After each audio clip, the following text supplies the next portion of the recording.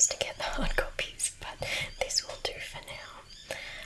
So the Willows is quite a long story, and I'm going to split it into 2 videos. So come and check out the second video once it's up. Okay, so The Willows by Algernon Blackwood.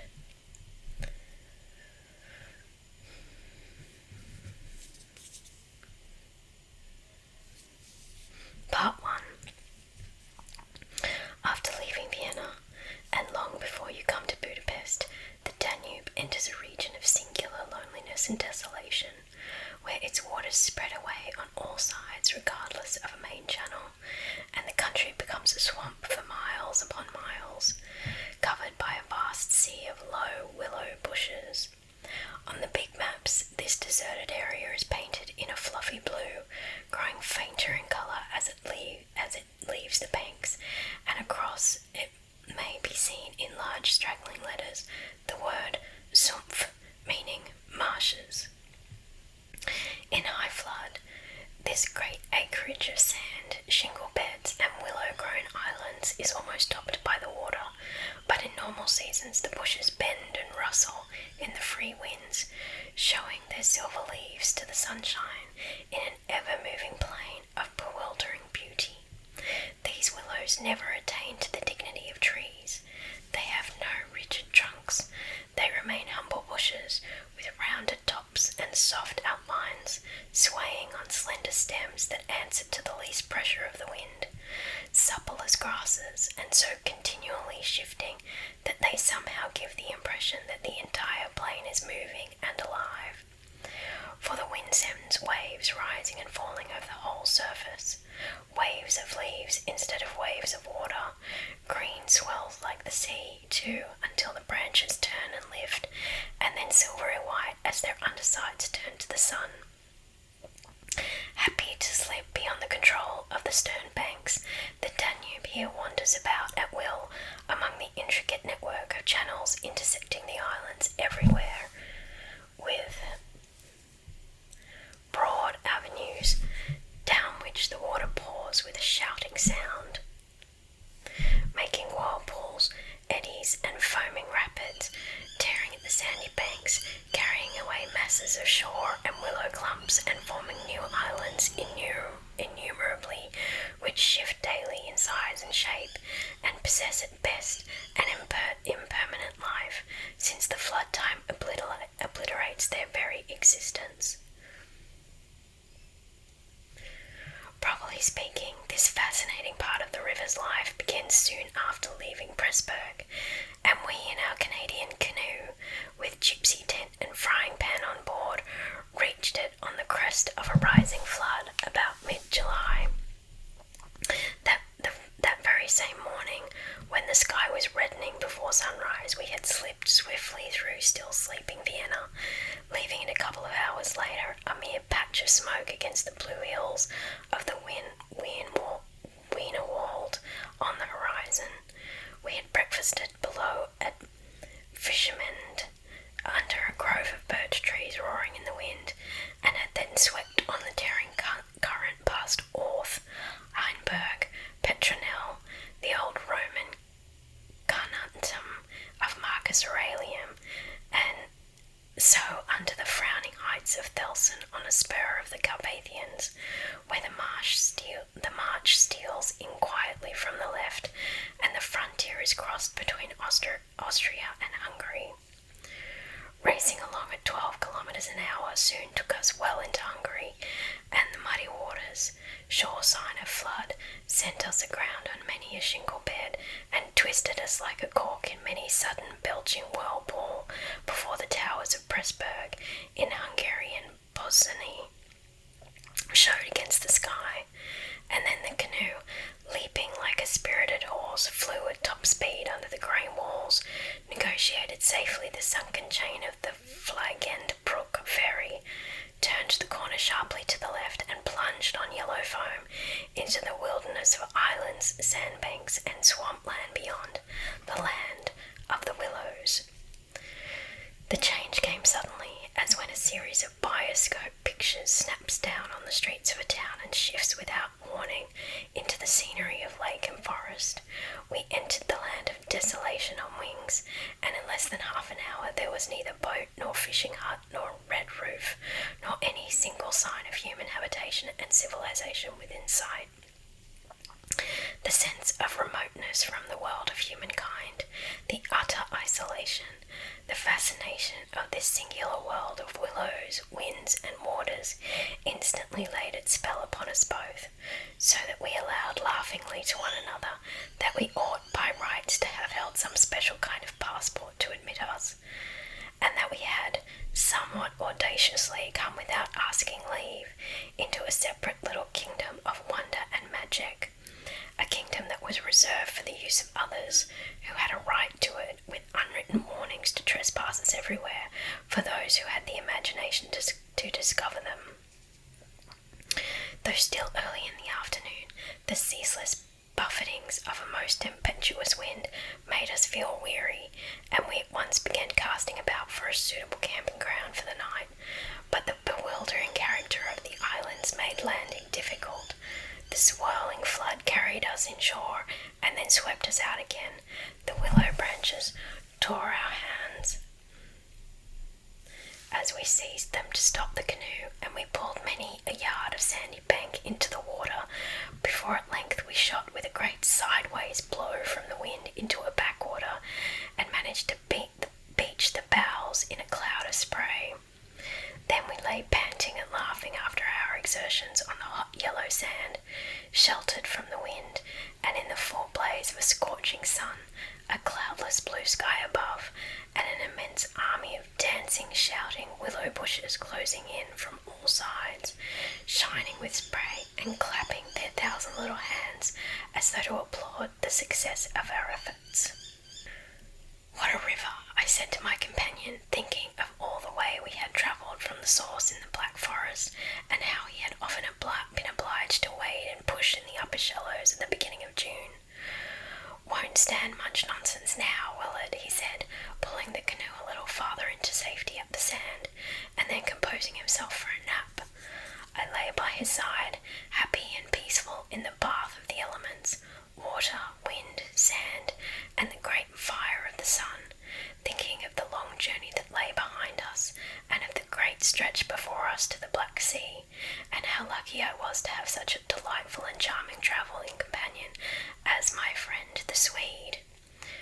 We had made many similar journeys together, but the Danube, more than any other river I knew, impressed us from the very beginning with its aliveness, from its tiny bubbling entry into the world among the pinewood gardens of Donaueschingen, until this moment when it began to play the great river game of losing itself among the deserted swamps, unobserved, unrestrained.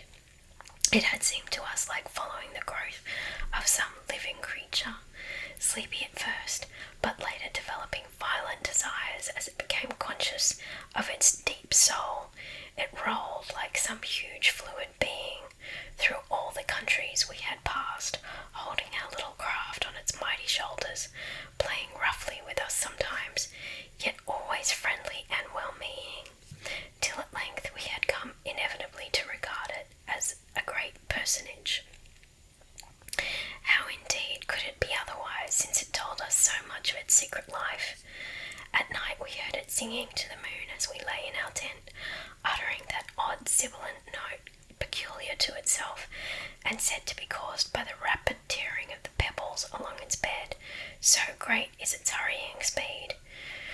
We knew too the voice of its gurgling whirlpools, suddenly bubbling up on a surface previously quite calm, the roar of its shallows and swift rapids, its constant steady thundering below all mere surface sounds, and that ceaseless tearing of its icy waters at the banks, how it stood up and shouted when the rains fell flat upon its face, and how its laughter roared out when the wind blew upstream and tried to stop its growing speed. We knew all its sounds and voices, its tumblings and foamings, its unnecessary splashing against the bridges, that self-conscious chatter when there were hills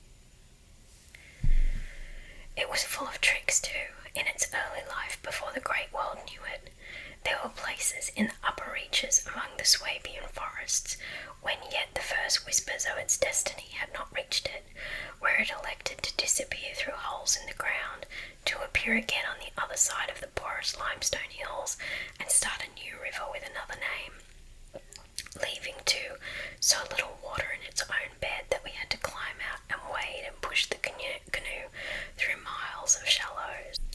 And a chief pleasure in those early days of its irresponsible youth was to lie low, like Brer Fox, just before the little turbulent tributaries came to join it from the Alps, and to refuse not to acknowledge them when in, but to run for miles side by side, the dividing line well marked, the very levels different, the Danube utterly declining to recognise the newcomer. Below Passau, however, it gave up this particular trick, for there the inn comes in with a thundering power impossible to ignore, and so pushes and incommodes the parent river that there is hardly room for them in the long twisting gorge that follows, and the Danube is shoved this way and that against the cliffs, and forced to hurry itself with great waves and much dashing to and fro in order to get through in time. And during the fight our canoe slipped down from its shoulder to its breast, and had the time of its life among the struggling waves. But the inn taught the old river a lesson, and after Passau it no longer pretended to ignore new arrivals. This was many days back, of course, and since then we had come to know other aspects of the great creature, and across the Bavarian wheat plain of Straubing she wandered slowly under the blazing June sun that we could well imagine only the surface inches were water, while below there moved, concealed as by a silken mantle, a whole army of undines, passing silently and unseen down to the sea, and very leisurely too, lest they be discovered. Much too we forgave her because of her friendliness to the birds and animals that haunted the shores. Cormorants lined the banks in lonely places in rows like short black palings. Grey crows crowded the shingle beds. Storks stood fishing in the vistas of shallower water that opened up between the islands. And hawks, swans, and marsh birds of all sorts filled the air with glinting wings and singing petulant cries. It was impossible to feel annoyed with the river's vagaries after seeing a deer leap with a splash into the water at sunrise and swim past the bows of the canoe, and often we saw fawns peering up at us from the underbrush, or looked straight into the brown eyes of a stag as we charged full tilt round a corner and entered another reach of the river. Foxes too everywhere haunted the banks, tripping daintily among the driftwood and disappearing so suddenly that it was impossible to see how they managed it. But now, after leaving Pressburg, everything changed a little, and the Danube became more serious. It ceased trifling. It was halfway to the Black Sea, within seeming distance almost of other stranger countries, where no tricks would be permitted or understood. It became suddenly grown up, and claimed our respect and even our awe. It broke out into three arms, for one thing, that only met again 100 kilometres farther down, and for a canoe there was no indications which one was intended to be followed. If you take a side channel, said the Hungarian officer we met in the Pressburg shop while buying provisions, you may find yourselves, when the flood subsides, 40 miles from anywhere, high and dry, and you may easily starve. There are no people, no farms, no fishermen. I warn you not to continue. The river too is still rising, and this wind will increase. The rising river did not alarm us in the least, but the matter of being left high and dry by a sudden subsidence of the waters might be serious, and we had consequently laid in an extra stock of provisions. For the rest, the officer's prophecy held true, and the wind, blowing down a perfectly clear sky, increased steadily till it reached the dignity of a westerly gale. It was earlier than usual when we camped, for the sun was a good hour or two from the horizon, and leaving my friend still asleep on the hot sand, I wandered about in desultory examination of our hotel. The island I found was less than an acre in extent, a mere sandy bank standing some 2 or 3 feet above the level of the river. The far end, pointing into the sunset, was covered with flying spray, which the tremendous wind drove off the crests of the broken waves. It was triangular in shape, with the apex upstream. I stood there for several minutes, watching the impetuous crimson flood bearing down with a shouting roar, dashing in waves against the bank as though to sweep it bodily away, and then swirling by in 2 foaming streams on either side. The ground seemed to shake with the shock and rush, while the furious movement of the willow bushes as the wind poured over them increased the curious illusion that the island itself actually moved. Above, for a mile or 2, I could see the great river descending upon me. It was like looking up the slope of a sliding hill, white with foam and leaping up everywhere to show itself to the sun. The rest of the island was too thickly grown with willows to make walking pleasant, but I made the tour nevertheless. From the lower end the light of course changed, and the river looked dark and angry. Only the backs of the flying waves were visible, streaked with foam, and pushed forcibly by the great puffs of wind that fell upon them from behind. For a short mile it was visible, pouring in and out among the islands, and then disappearing with a huge sweep into the willows, which closed about it like a herd of monstrous antediluvian creatures crowding down to drink. They made me think of gigantic sponge-like growths that sucked the river up into themselves. They caused it to vanish from sight. They herded there together with such overpowering numbers.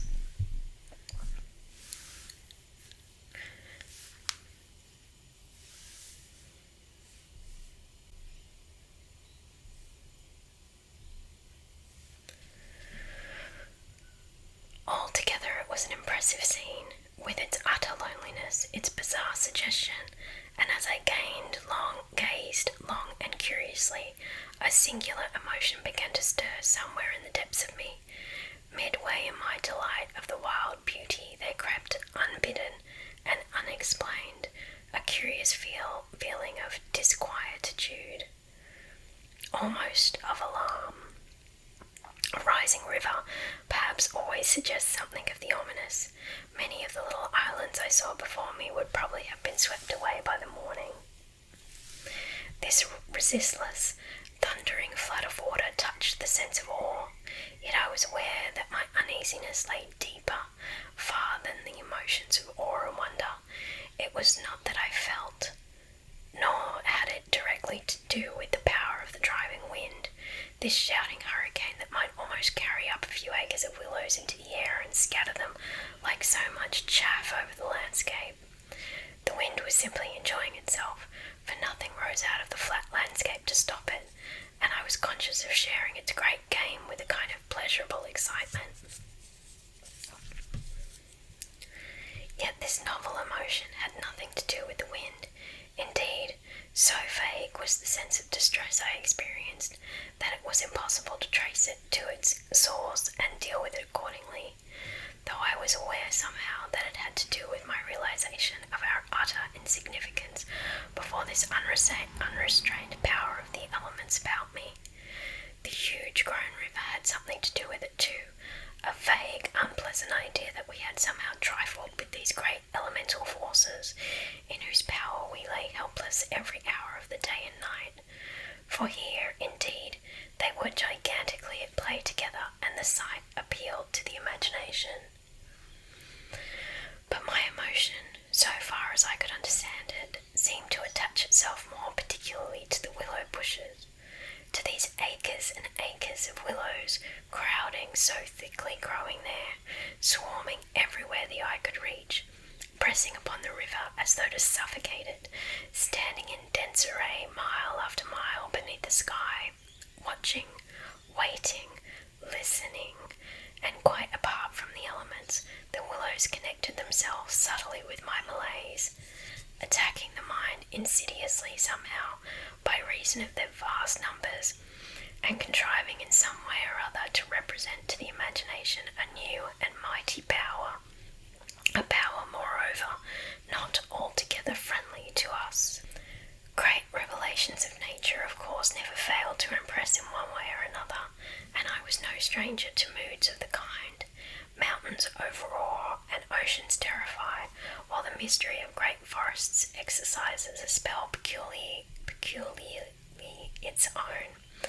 But all these, at one point or another, somewhere link on intimately with human life and human experience. They stir comprehensible, even if alarming, emotions. They tend, on the whole, to exalt.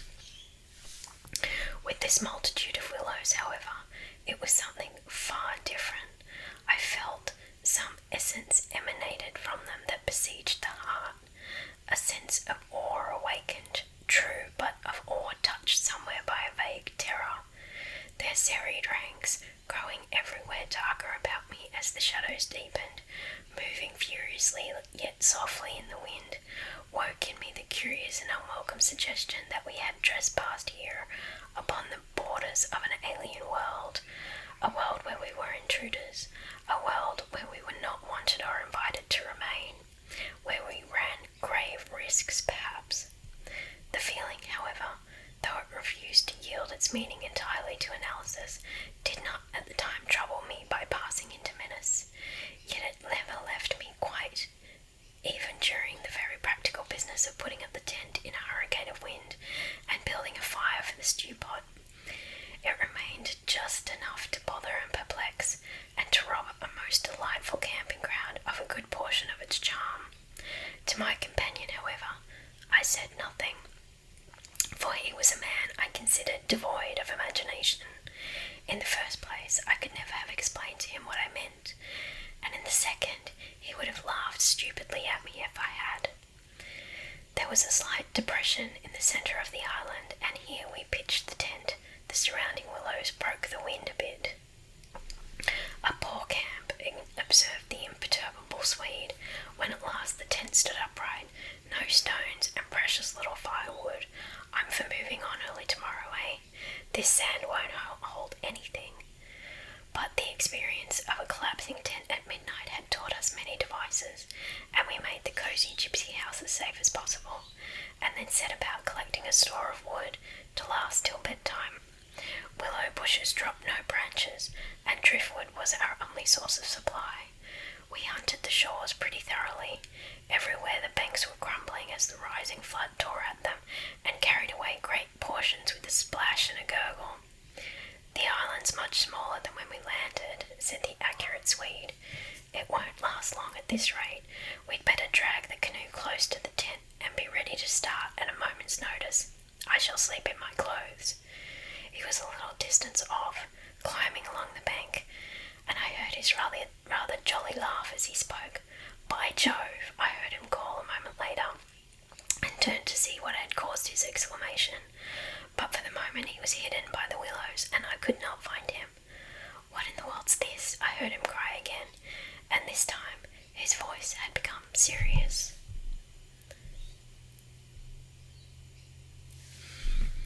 I ran up quickly and joined him on the bank. He was looking over the river, pointing at something in the water. Good heavens, it's a man's body, he cried excitedly. Look! A black thing, turning over and over in the foaming waves, swept rapidly past. It kept disappearing and coming up to the surface again.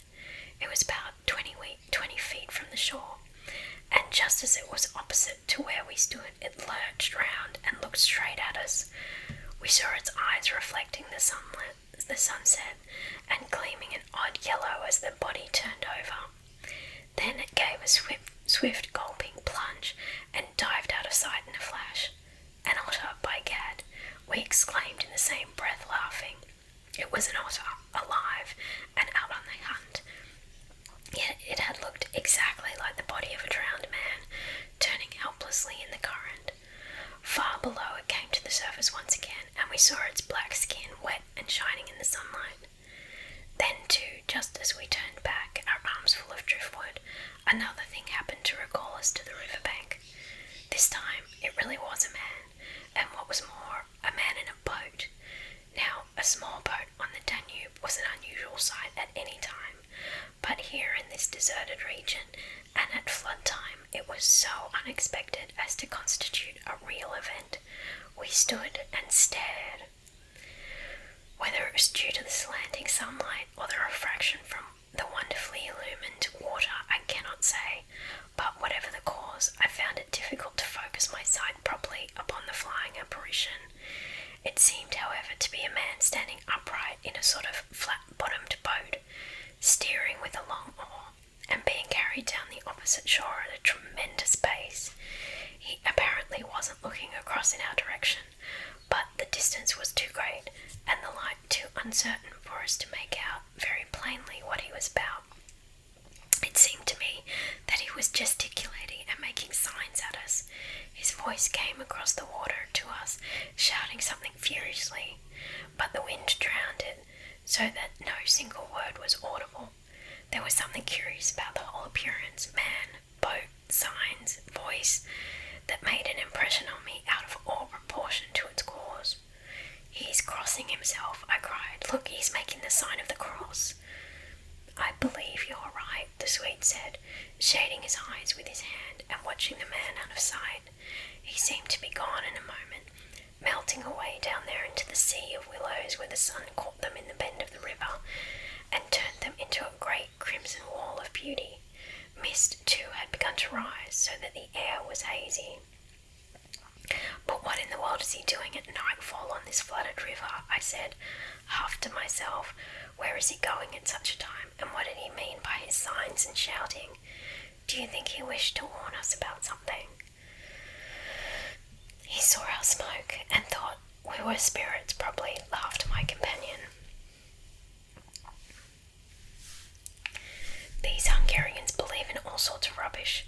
You remember the shopwoman at Pressburg warning us that no one ever landed here because it belonged to some sort of beings outside man's world.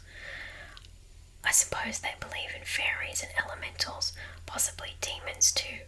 That peasant in the boat saw people on the islands for the first time in his life," he added after a slight pause, "and it scared him, that's all." The Swede's tone of voice was not convincing, and his manner lacked something that was usually there. I noted the change instantly while he talked, though without being able to label it precisely. If they had enough imagination, I laughed loudly. I remember trying to make as much noise as I could. They might well people a place like this with the old gods of antiquity. The Romans must have haunted all this region more or less with their shrines and sacred groves and elemental deities. The subject dropped, and we returned to our stew pot, for my friend was not given to imaginative conversation as a rule. Moreover, just then I remember feeling distinctly glad that he was not imaginative, and his stolid, practical nature suddenly seemed to me welcome and comforting. It was an admirable temperament. I felt he could steer down rapids like a Red Indian, shoot dangerous bridges and whirlpools better than any white man I ever saw in a canoe. He was a grand fellow for an adventurous trip, a tower of strength when untoward things happened. I looked at his strong face and light curly hair as he staggered along under his pile of driftwood, twice the size of mine, and I experienced a feeling of relief. Yes, I was distinctly glad just then that the Swede was what he was, and that he never made remarks that suggested more than they said. "The river's still rising, though," he added, as if following out some thoughts of his own, and dropping his load with a gasp. "This island will be underwater in 2 days if it goes on." "I wish the wind would go down," I said. "I don't care a fig for the river." The flood indeed had no terrors for us. We could get off at 10 minutes' notice, and the more water the better we liked it. It meant an increasing current and the obliteration of the treacherous shingle beds that so often threatened to tear the bottom out of our canoe. Contrary to our expectations, the wind did not go down with the sun. It seemed to increase with the darkness, howling overhead and shaking the willows round us like straws. Curious sounds accompanied it sometimes, like the explosion of heavy guns, and it fell upon the water and the island in great flat blows of immense power. It made me think of the sounds of a planet must make, could we only hear it driving along through space.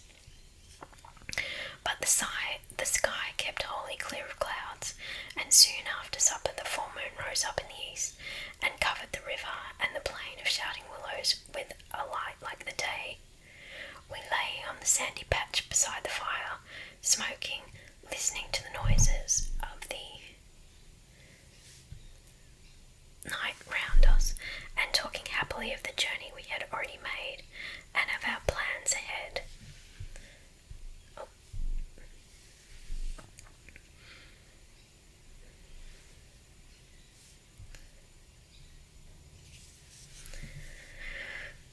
The map lay spread out in the door of the tent, but the high wind made it hard to study, and presently we lowered the curtain and extinguished the lantern. The firelight was enough to smoke and see each other's faces by, and the sparks flew about overhead like fireworks. A few yards beyond the river gurgled and hissed, and from time to time a heavy splash announced the falling away of further portions of the bank. Our talk, I noticed, had to do with the faraway scenes and incidents of our first camps in the Black Forest, or of other subjects altogether remote from the present setting, for neither of us spoke of the actual moment more than was necessary, almost as though we had agreed tacitly to avoid discussion of the camp and its incidents. Neither the otter nor the boatman, for instance, received the honour of a single mention, though ordinarily these would have furnished discussion for the greater part of the evening. They were, of course, distinct events in such a place. The scarcity of wood made it a business to keep the fire going, for the wind that drove the smoke in our faces wherever we sat helped at the same time to make a forced draught. We took it in turns to make some foraging expeditions into the darkness, and the quantity the Swede brought back always made me feel that he took an absurdly long time finding it, for the fact was I did not care much about being left alone, and yet it always seemed to be my turn to grub about among the bushes and scramble along the slippery banks in the moonlight. The long day's battle with wind and water, such wind and such water, had tired us both, and an early bed was an obvious programme. Yet neither of us made the move for the tent. We lay there, tending the fire, talking in desultory fashion, peering about us into the dense willow bushes and listening to the thunder of wind and river. The loneliness of the place had entered our very bones, and silence seemed natural, for after a bit the sound of our voices became a trifle unreal and forced. Whispering would have been the fitting mode of communication, I felt, and the human voice, always rather absurd amid the roar of the elements, now carried with it something almost illegitimate. It was like talking out loud in church, or in some place where it was not lawful, perhaps not quite safe, to be overheard. The eeriness of this lonely island, set among a million willows swept by a hurricane, and surrounded by hurrying deep waters, touched us both, I fancy. Untrodden by man, almost unknown to man, it lay there beneath the moon, remote from human influence, on the frontier of another world, an alien world, a world tenanted by willows only and the souls of willows. And we in our rashness had dared to invade it, even to make use of it. Something more than the power of its mystery stirred in me as I lay on the sand, feet to fire, and peered up through the leaves and the stars. For the last time I rose to get firewood. When this is burnt up, I said firmly, I shall turn in, and my companion watched me lazily as I moved off into the surrounding shadows. For an unimaginative man, I thought he seemed unusually receptive that night, unusually open to suggestion of things other than sensory. He too was touched by the beauty and loneliness of the place. I was not altogether pleased, I remember, to recognise this slight change in him, and instead of immediately collecting sticks, I made my way to the far point of the island, where the moonlight on plain and river could be seen to better advantage. The desire to be alone had come suddenly upon me. My former dread returned in force. There was a vague feeling in me I wished to face and probe to the bottom. When I reached the point of sand jutting out among the waves, the spell of the place descended upon me with a positive shock. No mere scenery could have produced such an effect. There was something more here, something to alarm. I gazed across the waste of wild waters. I watched the whispering willows. I heard the ceaseless beating of the tireless wind, and one and all, each in its own way, stirred in me this sensation of a strange distress. But the willows especially, for ever they went on chattering and talking among themselves, laughing a little, shrilly crying out, sometimes sighing. But what it was they made so much to do about belonged to the secret life of the great plain they inhabited, and it was utterly alien to the world I knew, or to that of the wild yet kindly elements. They made me think of a host of beings from another plane of life, another evolution altogether, perhaps all discussing a mystery known only to themselves. I watched them moving busily together, oddly shaking their big bushy heads, twirling their myriad leaves even when there was no wind. They moved on their own will as though alive, and they touched, by some incalculable method, my own keen sense of the horrible. There they stood in the moonlight, like a vast army surrounding our camp, shaking their innumerable silver spears defiantly, formed all ready for an attack.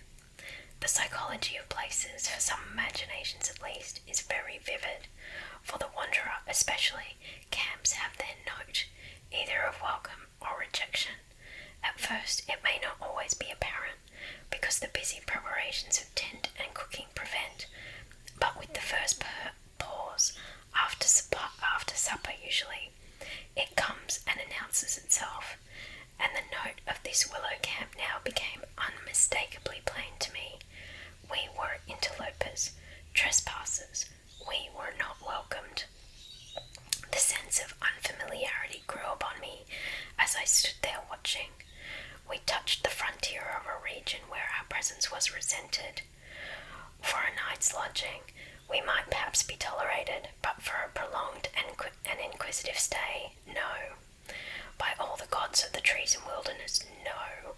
We were the first human influences upon this island, and we were not wanted. The willows were against us.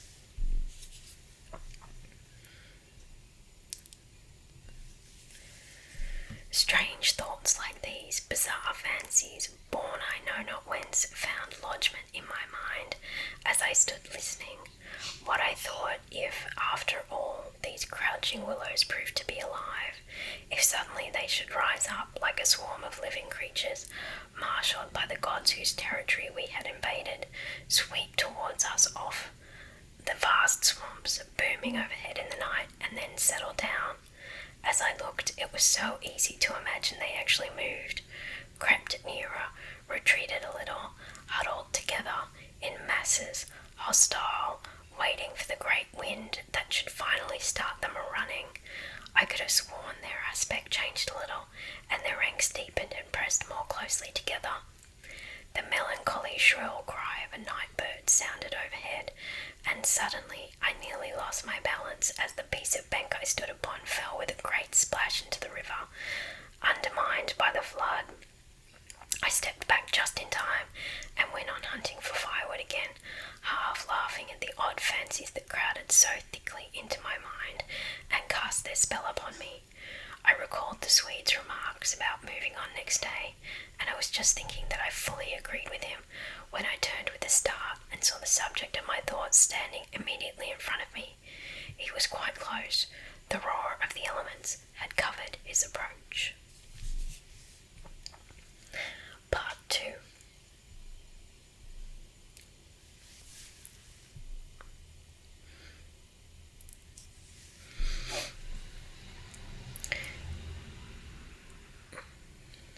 "You've been gone so long," he shouted above the wind. "I thought something must have happened to you." But there was that in his tone, and a certain look in his face as well, that conveyed to me more than his usual words, and in a flash I understood the real reason for his coming. It was because the spell of the place had entered his soul too, and he did not like being alone. rivers still rising, he cried, pointing to the flood in the moonlight, and the winds simply awful. He always said the same things, but it was the cry for companionship that gave the real importance to his words. "Lucky," I cried back, "our tent's in the hollow. I think it'll hold all right." I added something about the difficulty of finding wood in order to explain my absence, but the wind caught my words and flung them across the river so that he did not hear, but just looked at me through the branches, nodding his head. "Lucky if we get away without disaster," he shouted, or words to that effect, and I remember feeling half angry with him for putting the thought into words, for it was exactly what I felt myself. There was disaster impending somewhere, and the sense of presentiment lay unpleasantly upon me. We went back to the fire and made a final blaze, poking it up with our feet. We took a last look around. But for the wind, the heat would have been unpleasant. I put this thought into words, and I remember my friend's reply struck me oddly, that he would rather have the heat, the ordinary July weather, than this diabolical wind. Everything was snug for the night, the canoe lying turned over beside the tent, with both yellow paddles beneath her, the provision sack hanging from a willow stem, and the washed-up dishes removed to a safe distance from the fire, all ready for the morning meal. We smothered the embers of the fire with sand and then turned in. The flap of the tent door was up, and I saw the branches and stars and the white moonlight. The shaking willows and the heavy buffetings of the wind against our taut little house were the last things I remembered as sleep came down and covered all with its soft and delicious forgetfulness. Suddenly, I found myself lying awake, peering from my sandy mattress through the door of the tent. I looked at my watch pinned against the canvas and saw by the bright moonlight that it was past 12 o'clock, the threshold of a new day, and I had therefore slept a couple of hours. The Swede was asleep, still beside me. The wind howled as before. Something plucked at my heart and made me feel afraid. There was a sense of disturbance in my immediate neighbourhood. I sat up quickly and looked out. The trees were swaying violently to and fro as the gusts smote them, but our little bit of green canvas lay snugly safe in the hollow, for the wind passed over it without meeting enough resistance to make it vicious. The feeling of disquietude did not pass, however, and I crawled quietly out of the tent to see if our belongings were safe. I moved carefully so as not to waken my companion. A curious excitement was on me. I was halfway out, kneeling on all fours, when my eye first took in the tops of the bushes opposite, with their moving tracery of leaves that made shapes against the sky. I sat back on my haunches and stared. It was incredible, surely, but there, opposite and slightly above me, were shapes of some indeterminate sort among the willows, and as the branches swayed in the wind, they seemed to group themselves about these shapes, forming a series of monstrous outlines that shifted rapidly beneath the moon. Close, about 50 feet in front of me, I saw these things. My first instinct was to waken my companion, that he too might see them, but something made me hesitate, the sudden realization probably that I should not welcome corroboration. And meanwhile, I crouched there staring in amazement with smarting eyes. I was wide awake. I remember saying to myself that I was not dreaming. They first became properly visible, these huge figures just within the tops of the bushes, immense, bronze-coloured, moving and wholly independent of the swaying.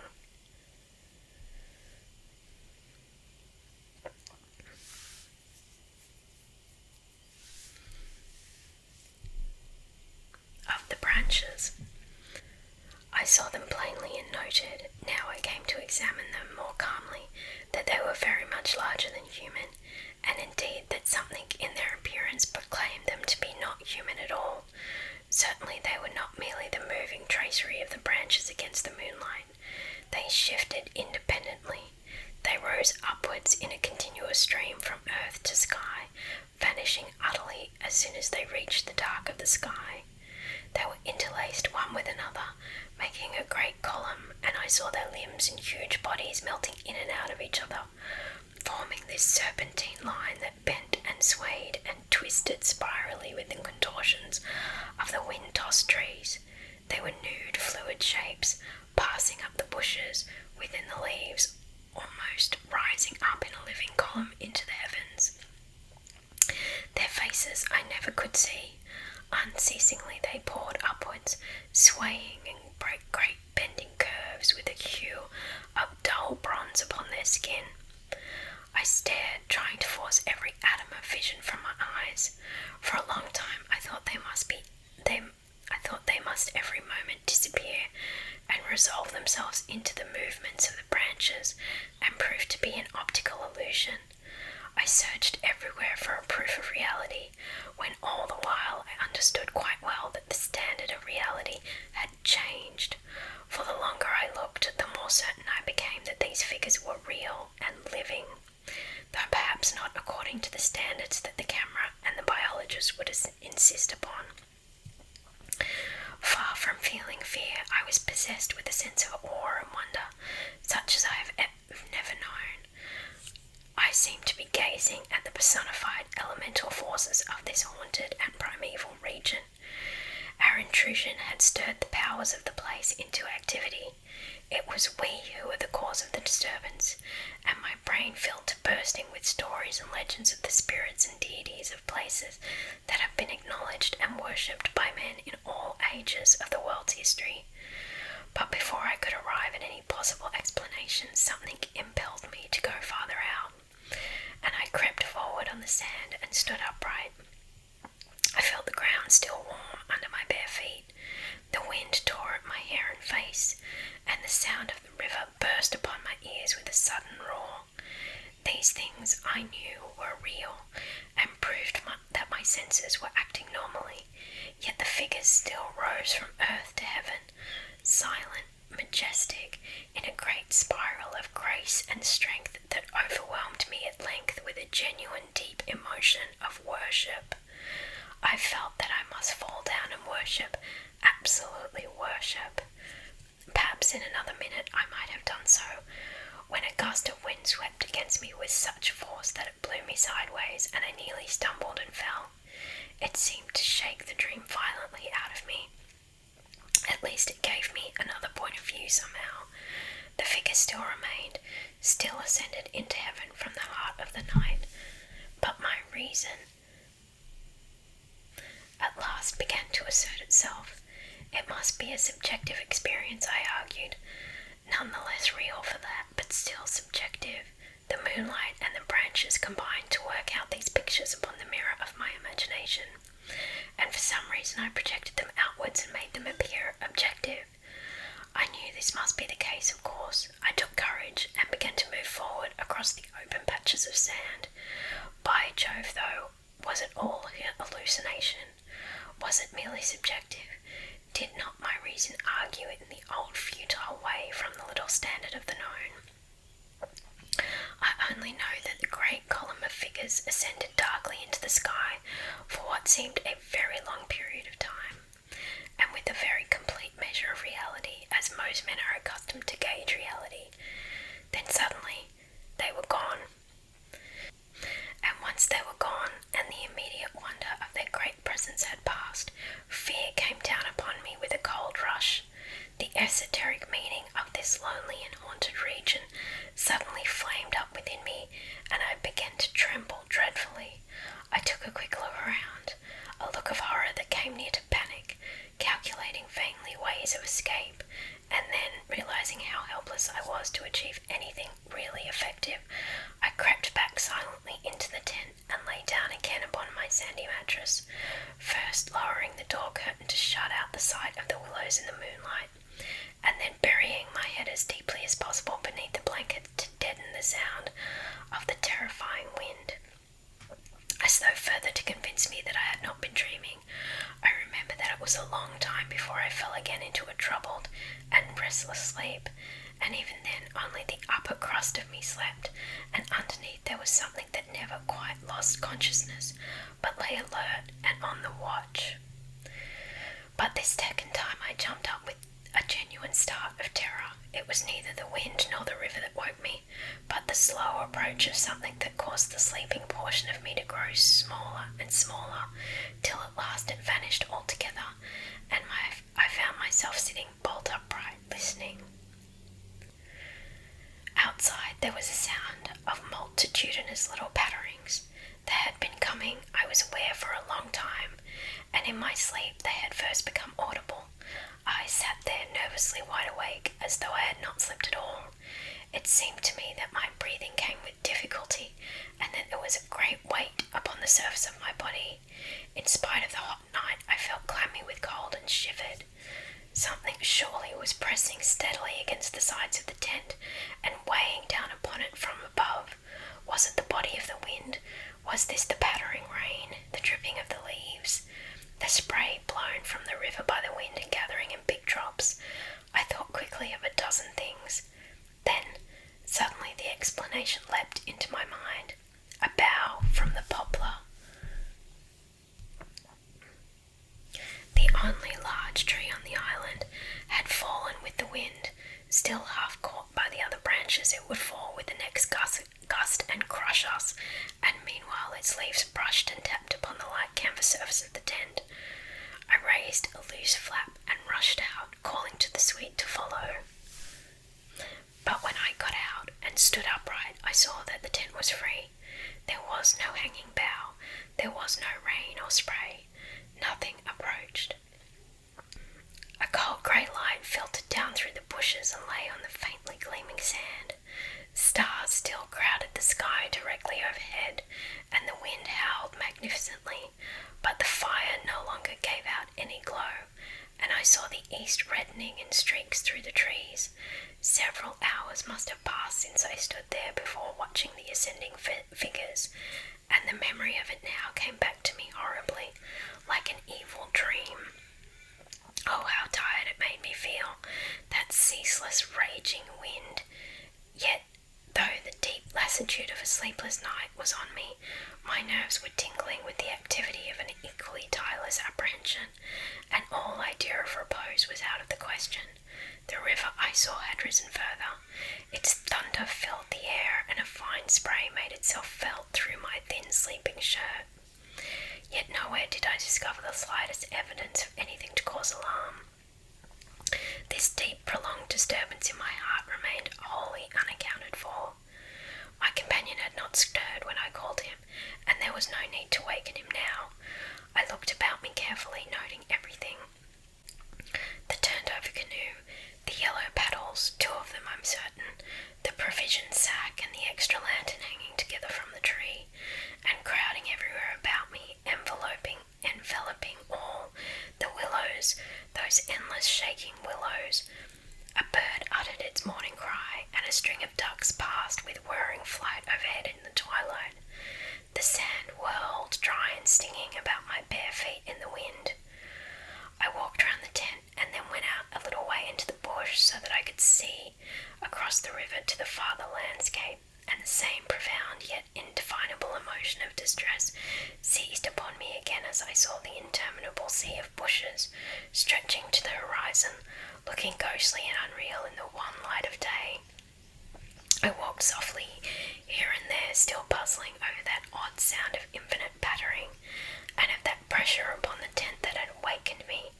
It must have been the wind, I reflected, the wind bearing upon the loose hot sand, driving the dry particles smartly against the taut canvas, the wind dropping heavily upon our fragile roof.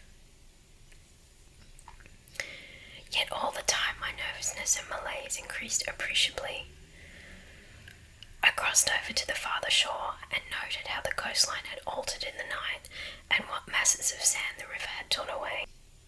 I dipped my hands and feet into the cool current and bathed my forehead. Already there was a glow of sunrise in the sky and the exquisite freshness of coming day. On my way back, I passed purposely beneath the very bushes where I had seen the column of figures rising into the air, and midway among the clumps I suddenly found myself overtaken by a sense of vast terror. From the shadows a large figure went swiftly by. Someone passed me as sure as ever man did. It was a great staggering blow from the wind that helped me forward again, and once out in the more open space, the sense of terror diminished strangely. The winds were about and walking. I remember saying to myself, for the winds often move like great presences under the trees, and altogether the fear that hovered about me was such an unknown and immense kind of fear, so unlike anything I had ever felt before, that it woke a sense of awe and wonder in me that did much to counteract its worst effects. And when I reached a high point in the middle of the island from which I could see the wide stretch of river crimson in the sunrise, the whole magical beauty of it all was so overpowering that a sort of wild yearning woke in me and almost brought a cry up into the throat. But this cry found no expression, for as my eyes wandered from plain beyond to the island round me, and noted our little tent half hidden among the willows, a dreadful discovery leapt out at me, compared to which my terror of the walking winds seemed as nothing at all. For a change, I thought, had somehow come about in the arrangement of the landscape. It was not that my point of vantage gave me a different view, but that an alteration had apparently been effected in the relation to the tent, of the tent to the willows, and of the willows to the tent. Surely the bushes now crowded much closer, unnecessarily, unpleasantly close. They had moved nearer, creeping with silent feet over the shifting sands, drawing imperceptibly nearer by soft, unhurried movements. The willows had come closer during the night, but had the wind moved them, or had they moved of themselves? I recalled the sound of infinite small patterings, and the pressure upon the tent and upon my own heart that caused me to wake in terror. I swayed for a moment in the wind like a tree, finding it hard to keep my upright position on the sandy hillock. There was a suggestion here of personal agency, of deliberate intention, of aggressive hostility, and it terrified me into a sort of rigidity. Then the reaction followed quickly. The idea was so bizarre, so absurd, that I felt inclined to laugh. But the laughter came no more readily than the cry, for the knowledge that my mind was so receptive to such dangerous imaginings brought the additional terror that it was through our minds and not through our physical bodies that the attack would come, and was coming.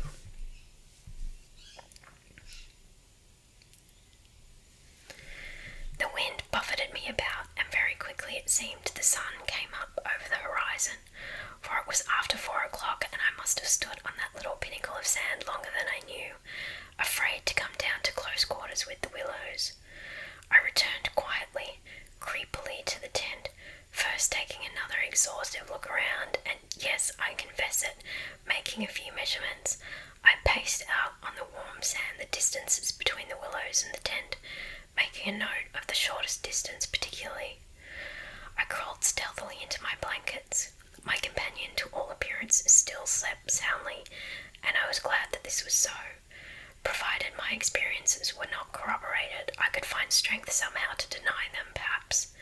With the daylight, I could persuade myself that it was all a subjective hallucination, a fantasy of the night, a projection of the excited imagination. Nothing further came in to disturb me, and I fell asleep almost at once, utterly exhausted, yet still in dread of hearing again that weird sound of the multitudinous pattering, or of feeling the pressure upon my heart that had made it difficult to breathe. The sun was high in the heavens when my companion woke me from a heavy sleep and announced that the porridge was cooked, and there was just time to bathe. The grateful smell of frizzling bacon entered the tent door. Rivers still rising, he said, and several islands out in midstream have disappeared altogether. Our own island's much smaller. Any wood left? I asked sleepily. The wood and the island will finish tomorrow in a dead heat, he laughed, but there's enough to last us till then. I plunged in from the point of the island, which had indeed altered a lot in size and shape during the night, and was swept down in a moment to the landing place opposite the tent.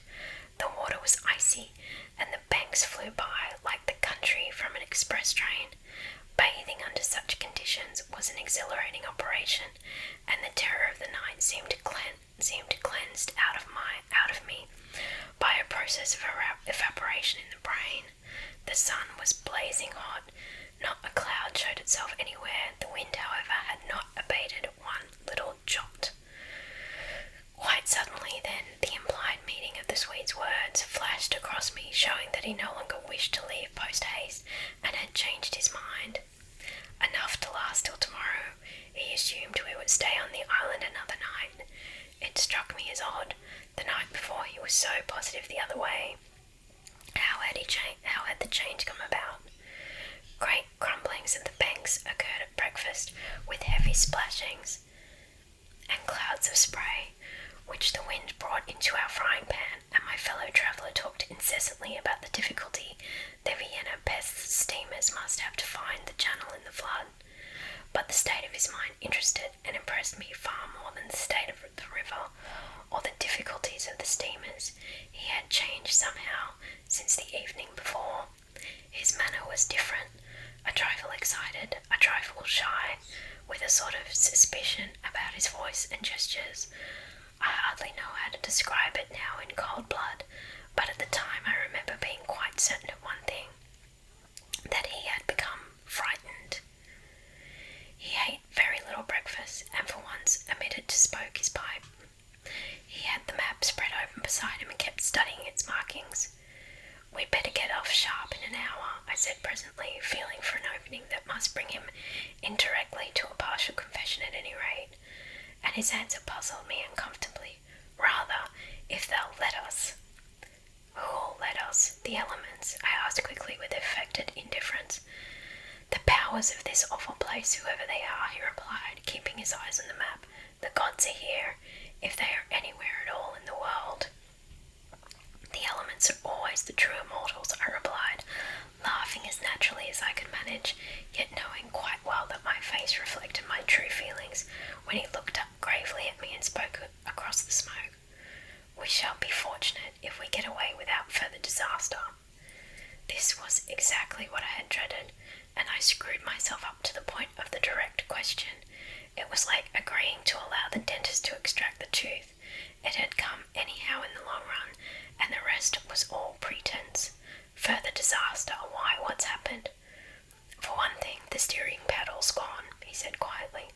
"The steering paddle gone?" I repeated, greatly excited, for this was our rudder, and the Danube in flood without a rudder was suicide. "But what—" "And there's a tear in the bottom of the canoe," he added, with a genuine little tremor in his voice.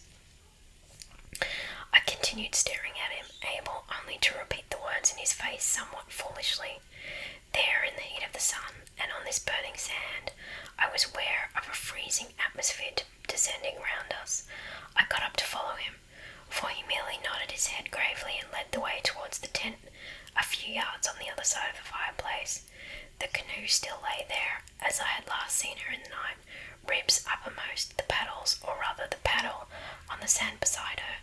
"There's only one," he said, stooping to pick it up, "and here's the rent in the baseboard."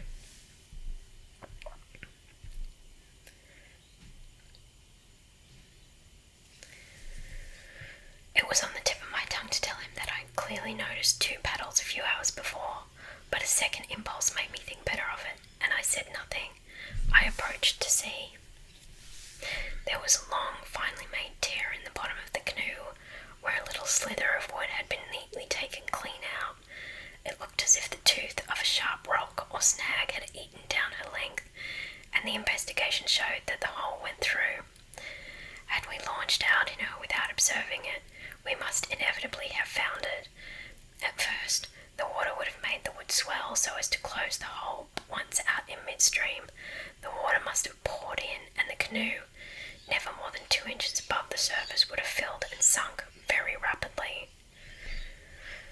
"There, you see, an attempt to prepare a victim for the sacrifice," I heard him saying, more to himself than to me. 2 victims, rather," he added, as he bent over and ran his fingers along the slit. I began to whistle, a thing I always do unconsciously when utterly nonplussed, and purposely paid no attention to his words. I was determined to consider them foolish. It wasn't there last night, he said presently, straightening up from his examination and looking anywhere but at me. We must have scratched her in the landing, of course, I stopped whistling to say. The stones are very sharp. I stopped abruptly, for at that moment he turned round and met my eye squarely. I knew just as well as he did how impossible my explanation was. There were no stones to begin with. And then there's this to explain too, he added quietly, handing me the paddle and pointing to the blade. A new curious emotion spread freezingly over me as I took and examined it. The blade was scraped down all over, beautifully scraped, as though someone had sandpapered it with care, making it so thin that the first vigorous stroke must have snapped it off at the elbow. One of us walked in his sleep and did this thing, I said feebly, or it had been filed by the constant stream of sand particles blown against it by the wind perhaps. Ah, said the Swede, turning away, laughing a little, you can explain everything. The same wind that caught the steering paddle and flung it so near the bank that it fell in with the next lump that crumbled. I called out after him, absolutely determined to find an explanation for everything he showed me. I see, he shouted back, turning his head to look at me before disappearing among the willow bushes.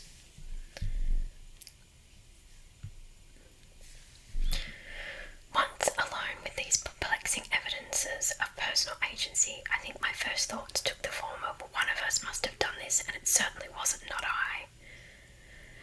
But my second thought decided how impossible it was to suppose, under all the circumstances, that either of us had done it, that my companion, the trusted friend of a dozen similar expeditions, could have knowingly had a hand in it, was a suggestion not to be entertained for a moment.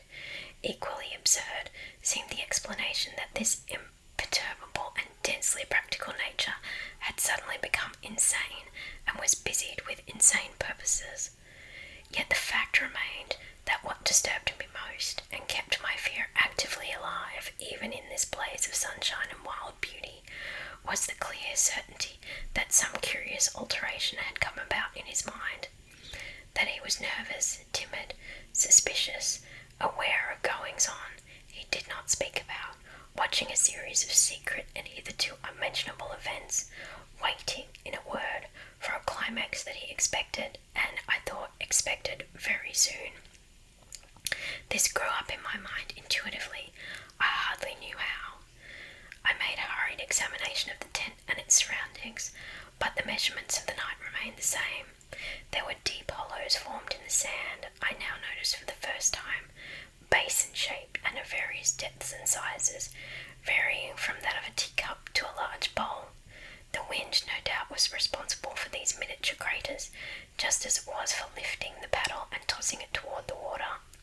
The rent in the canoe was the only thing that seemed quite inexplicable, and after all, it was conceivable that a sharp point had caught it when we landed. The examination I made of the shore did not assist this theory, but all the same I clung to it with that diminishing portion of my intelligence which I called my reason. An explanation of some kind was an absolute necessity, just as some working explanation of the universe is necessary, however absurd, to the happiness of every individual who seeks to do his duty in the world and face the problems of life. The simile seemed to me at the time an exact parallel. I at once sent the pitch melting, and presently the Swede joined me at the work. Though under the best conditions in the world, the canoe could not be safe for travelling till the following day. I drew his attention casually to the hollows in the sand. Yes, he said, I know. They're all over the island, but you can explain them, no doubt. Wind, of course, I answered without hesitation. Have you never watched those little whirlwinds in the street that twist and twirl everything into a circle? This sand's loose enough to yield, that's all. He made no reply, and we worked on in silence for a bit. I watched him surreptitiously. All the time, and I had an idea he was watching me. He seemed, too, to be always listening attentively to something I could not hear, or perhaps for something that he expected to hear, for he kept turning about and staring into the bushes, and up into the sky, and out across the water, where it was to his ear and held it there for several minutes. He said nothing to me, however, about it, and I asked no questions. And meanwhile, as he mended that torn canoe with the skill and address of a Red Indian, I was glad to notice his absorption in the work, for there was a vague dread in my heart that he would speak of the changed aspect of the Willows, and if he had noticed that, my imagination could no longer be held a sufficient explanation of it. I think we'll stop there.